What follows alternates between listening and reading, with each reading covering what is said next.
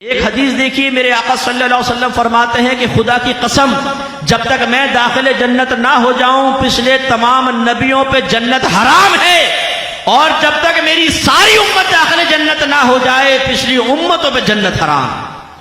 اس VVIP protocol کے بارے میں غور کریں آپ۔ پہلے آئے ہوئے کھڑے ہوں گے، فرشتے کہیں گے خبردار، پہلے سرکار کے لاڈ لے جائیں گے، سرکار کے چاہنے والے جائیں گے، سرکار سے پیار کرنے والے جائیں گے، وہ لوگ جائیں گے جن کا سرکار کی امت میں پیدا ہونا ان کا کمال نہیں تھا، اللہ نے اپنے فضل سے ان کو عطا فرمایا، تم پیچھے رہو، سب سے پہلے وہ جنت میں جائیں۔ یہ کم نعمت ہے آپ بتائیں؟ اور دوسری حدیث وہی سدرۃ المنتہا والی، جب سرکار وہاں پہنچے، جبریل امین نے کہا یا رسول اللہ اب تو میں آگے نہیں جا سکتا ہوں، جاؤں گا پر جل جائیں گے۔ سرکار نے فرمایا جبرائیل کوئی حاجت ہے ہمیں بتاؤ، ہم اللہ کی بارگاہ میں پیش کر۔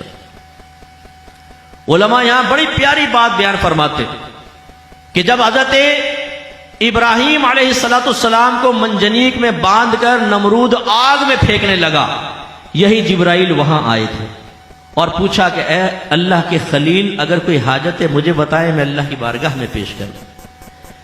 تو کہتے ہیں حبیب اور خلیل کا فرق دیکھیے، خلیل کے پاس بھی جبرائیل، حبیب کے پاس بھی جبرائیل، لیکن جب خلیل کے پاس ہیں تو ان سے پوچھ رہے ہیں کہ کوئی حاجت ہے تو مجھے بتائیں، اور جب حبیب کے پاس ہیں تو حبیب پوچھ رہا ہے جبرائیل کوئی حاجت ہے مجھے بتاؤ، میں اللہ کی بارگاہ میں پیش کر دوں۔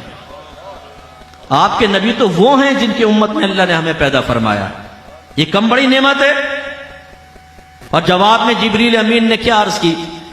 یا رسول اللہ بس میری یہ تمنا ہے کہ جب میدان محشر میں آپ کی امت پل صراط پار کرنے لگے، اللہ تعالیٰ مجھے توفیق عطا فرمائے، میں اپنے پر بچھا دوں اور آپ کی امت ان پروں سے گزرتی ہوئی داخل جنت ہو جائے۔ اگر اس وقت بھرے مجمع میں آپ کو کوئی لٹا کے آپ کے منہ پہ پاؤں رکھ دے، بتائیں یہ بے عزتی ہے کہ نہیں؟ بولیے، یہ ظاہری ذلت ہے یا نہیں؟ آپ پسند کریں گے اس بات کو؟ نہیں نا۔ جو تمام فرشتوں کا رسول اور سردار ہے، جو تمام نبیوں کے پاس اللہ کا پیغام بشکل وحی لے کر آیا، وہ فرشتہ جس کو روح القدس اور روح الامین کے نام سے اللہ نے یاد فرمایا ہے، وہ ہم جیسے لوگوں کے لیے جن میں چرسی بھی ہیں، موالی بھی ہیں، زانی بھی ہیں، ڈاکو بھی ہیں، چور بھی ہیں، لیکن اگر اپنا ایمان بچا کر لے گئے اور اللہ تبارک و تعالیٰ کے حکم سے پل صراط پار کر رہے ہوں گے، جبریل امین کہتے ہیں کہ یا رسول اللہ بس اللہ مجھے توفیق دے، ان کے قدموں کے نیچے اپنا پر بچھاؤں، اس پہ گزرتے ہوئے نکل جائیں، میرے پروں کو کچلتے ہوئے نکل جائیں۔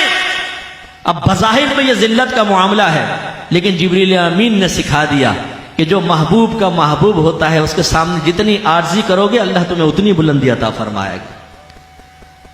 لیکن میرے آقا نعمت امام علیہ سنت رضی اللہ تعالیٰ عنہ کے قربان جائیں، آپ نے ایک شعر میں ہمیں سمجھایا کہ جب جبرائیل اپنی ایک حاجت کی تکمیل کے سلسلے میں ہمارے سرکار کی بارگاہ میں درخواست پیش کر رہے ہیں، تو ہمیں کیا ضرورت ہے کہ میدان محشر میں ان کے پر کا احسان لیں؟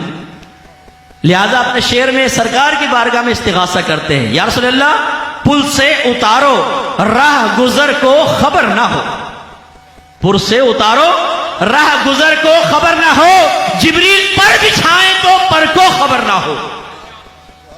وہ پر بچھا کر رکھیں اور پتہ چلے کہ امت تو سرکار کے دامن میں لپٹ کر داخل جنت ہو چکی۔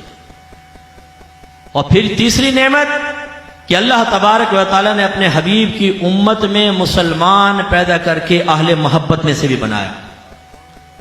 ہماری قرآن پہ نگاہ اٹھتی ہے، حدیث کی طرف نگاہ جاتی ہے، ہم کمال مصطفیٰ کو تلاش کرتے ہیں۔ اللہ کا کرم ایسا نہیں بنایا کہ قرآن و حدیث کو سرکار کے کمال کو گھٹانے کے لیے استعمال کیا جا رہا ہو۔